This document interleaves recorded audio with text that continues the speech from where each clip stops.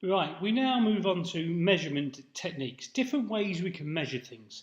And the first thing we're thinking of here is historical cost. So, historical cost, what do we mean by that? Well, very simply, it's the amount you paid for it, isn't it? So, historical cost, the amount that you paid for it, and then you just depreciate it away, all right? So, that's basically what we're looking at here. Now, want to then go on to some advantages and disadvantages of using this system. This is the system that we actually use. So, advantages. You know what the historical cost is. You don't have to keep it up to date or anything.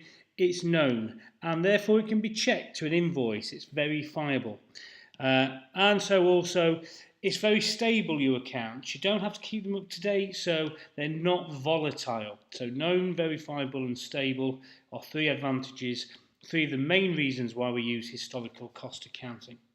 However, there are disadvantages to it because obviously things get out of date very quickly. If you're using a historic cost, well, 5 years later, that's not the cost of replacement would be now.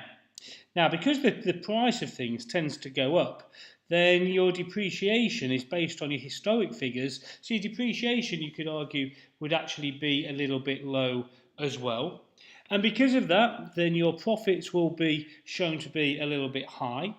And over time, because of inflation, etc., then it's hard to compare, isn't it? It's hard to compare over time because what you paid for something 10 years ago is not the same now. And users tend to be a little bit more interested in current cost. Okay, so they're the things that you need to remember for historical cost.